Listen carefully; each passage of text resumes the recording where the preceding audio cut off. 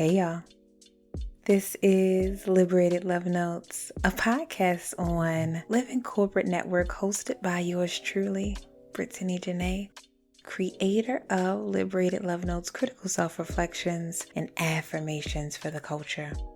Y'all already know Liberated Love Notes is your source for weekly doses of self-reflection, affirmation, and reimagining for us by us. Y'all, before I get into some of my very brief thoughts for this week, I got a few, let's just call it church announcements, something like it. If y'all grew up in the perhaps black church, y'all remember how the trustee or missionary would come on before the pastor with just a few, or maybe even more than a few church announcements. That's what I'm on right now. Wanna ask y'all to go check out the website. Uploaded something special to the Liberated Love Notes page. And so going over to Brittany Janay, there's a video up there that explains a little bit more about Liberated Love Notes, how it came to be. Want to lift up and shout out that the video was filmed and edited by a black woman-owned business, Kate Finch Photography.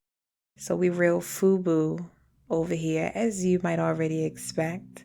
I don't know if I ever shared this on the podcast, but the cards, and so Liberated Love Notes, the cards were certainly written by myself, but designed by another black woman. So shout out to Pinch Design Company. Y'all, when I tell you it's a lifestyle, I mean it. It's a lifestyle. In the spirit of shout outs and my announcements here, I want to give another shout out to a black woman, not to Lasia Watley. Y'all, she wrote a bomb article for Vice this week on the experiences of black DEI practitioners over the past year, and featured a few comments, thoughts from your girl. I shared just a few words of love and accountability to the DEIJ industry. Even was able to include a little shout out to Liberated Love Notes in there. So do me a favor, go check that out. There's an article out there on Vice. I'll include it in the show notes too. And in the spirit of shout outs and to wrap up my church announcements, I want to shout out a good friend of mine, y'all, Shavara. Y'all, a few weeks back, Shavara sent me a picture of a box of Liberated Love Notes sitting on a coffee table. And so I was just feeling the love by getting, a picture of the Liberated Love Note sitting on someone's furniture. Well, furniture that I assume to be hers. And so I'm just like, sis, thank you. I appreciate it. Love how you repping Liberated Love Note. She replies back, y'all, nah, that's not my coffee table, Brittany. Come to find out, it was the coffee table of her friend and colleague, Michael Harriot. Y'all, Michael Harriot, world-renowned wypipologist, writer for The Root. Love everything about how he shows up as his liberated self.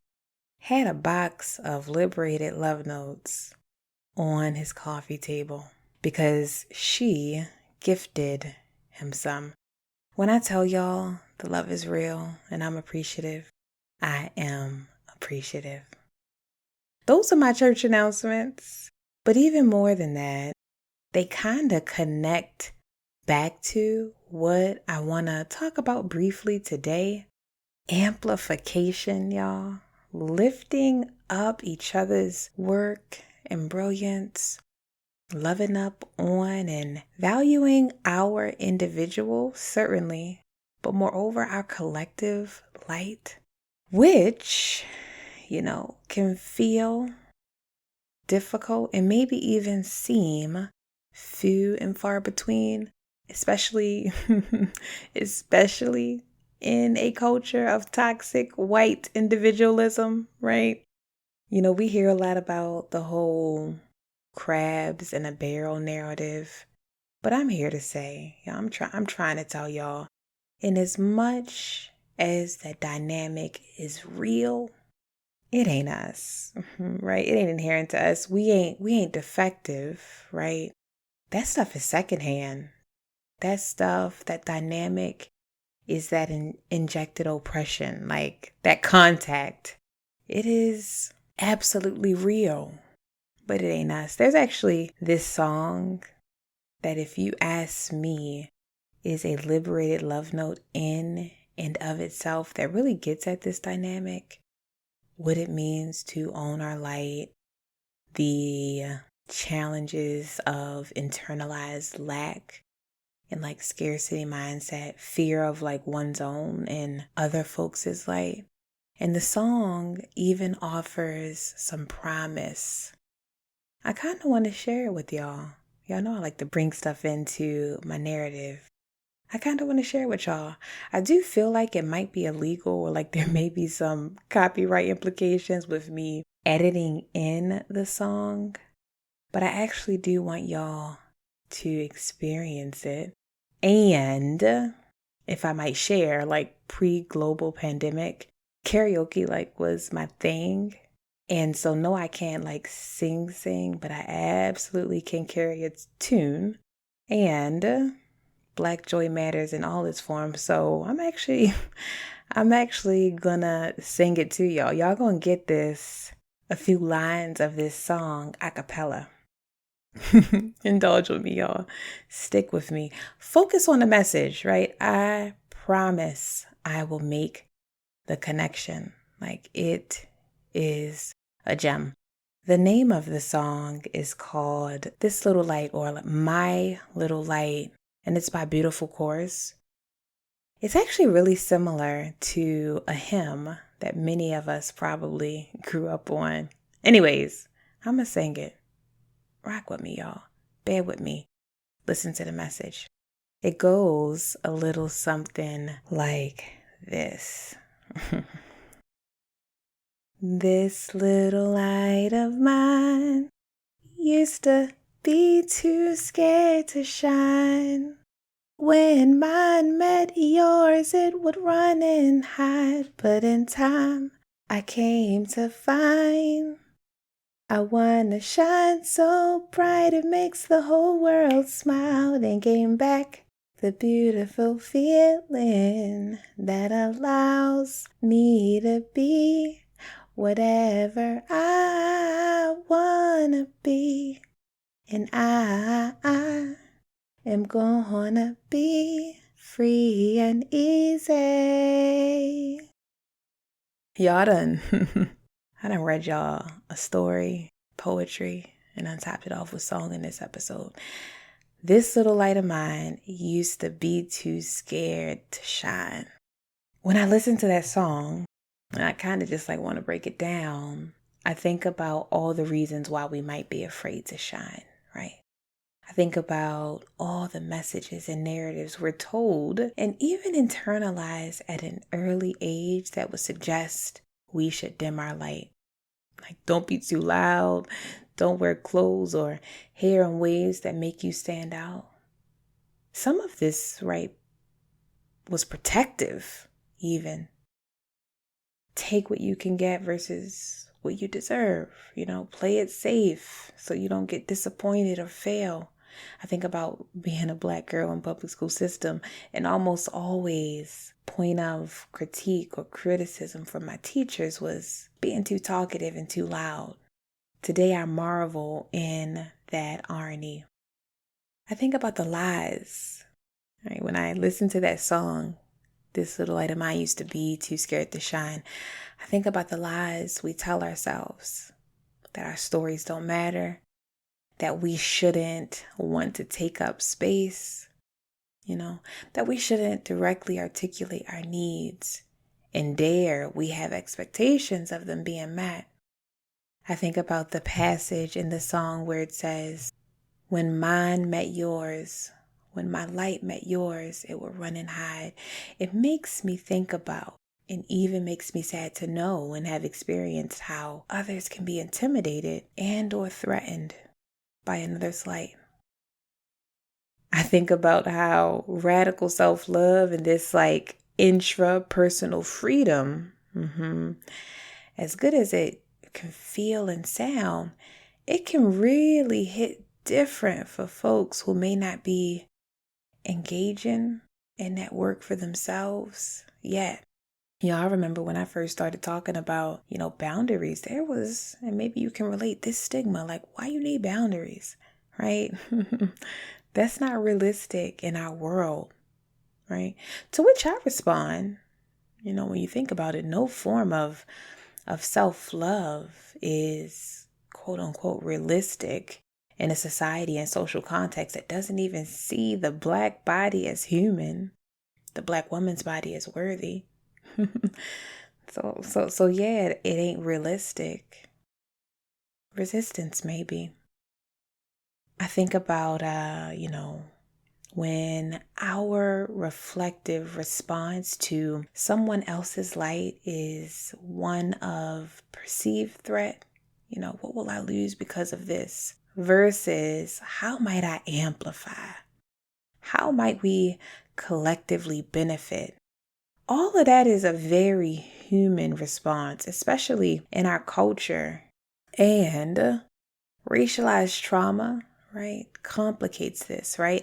I think about how the trauma we experience being overlooked, undermined, and silenced by white folks legit might have us projecting our own insecurities, perhaps even protecting ourselves and others, right?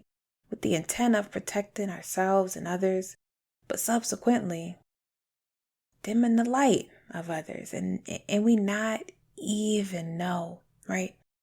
I think about how everything about this world and culture might suggest that there ain't enough spotlight, right? There ain't enough attention, there ain't enough power and resource, or whatever else we associate with value.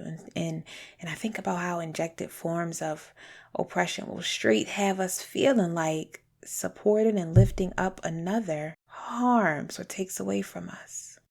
Which is why this intra-personal reckoning, y'all, this inner work is so critical, right? Unpacking for ourselves the messages of inadequacy and unworthiness that we must be attentive to and aware of in order to actively reject. That's actually what critical consciousness is all about, understanding who I am and knowing that there are dynamics at play that are factors, but aren't necessarily inherently my truth, right? White supremacy is out here running amok. Toxic and internalized capitalism is out here. Anti-Blackness is out here. Misogyny, or all these things are out here. They are real. The dehumanization is real, and yet it isn't my truth. I'm aware so I can move and adapt in ways that are more critically informed, but those are not my truths. Though I may exist in this context, I won't subscribe to it, nor will I be manipulated by it, right?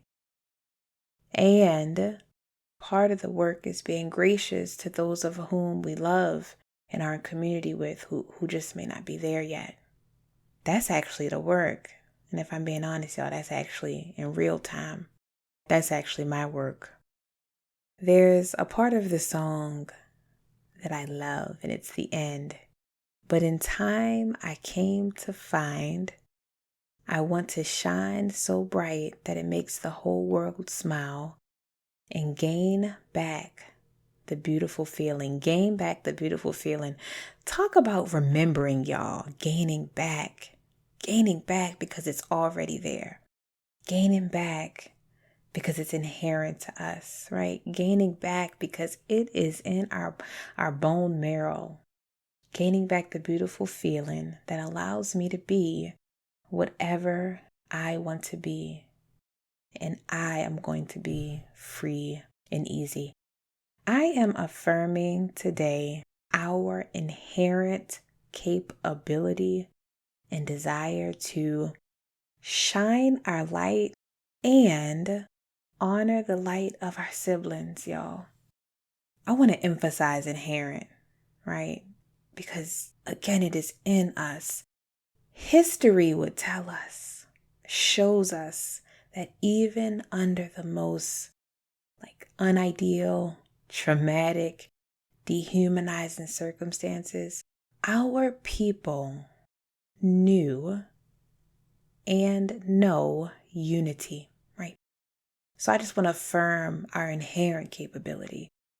That's primary, being grounded in the collective. I am affirming our inherent capability and desire to not only shine our light, but also honor and amplify the light of our siblings, because we know and knew unity.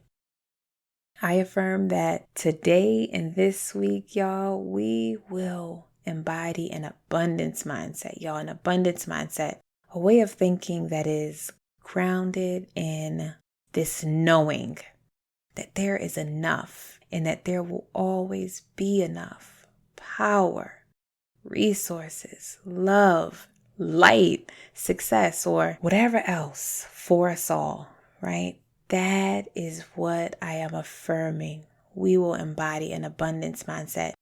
We are not going to give into or lean into individualism and scarcity mindsets, those ways of thinking that would suggest that there won't be enough of those things, right? And thus we need to protect and defend our individual gain over community interests. Nah. I affirm that today and this week, we will embody an abundance mindset. An abundance mindset, like the song says, where we can all be free and have our needs and desires met. I honor each of our roles in making that happen. We ain't got to compete, y'all. We all have our respective roles. Some may prepare ingredients, some may cook, and some may choose to serve. Either way, y'all, you guessed it, we all eat. I'm affirming that today. And for this week and beyond, y'all, we can all eat. We all eat. I promise. I promise. And that is primary. That abundance mindset, that knowing that we don't have to be intimidated by our brothers and sisters and siblings' light. If anything, we should be trying to catch a contact, of that. Build up some immunity against this toxic white individualism, delusion. We better, y'all. We better. Do me a favor. Go ahead and check out Beautiful Choruses, My Little Light. Get yourself grounded for this week and take that with you as you engage with others and are in community. That's all I got, y'all. Peace.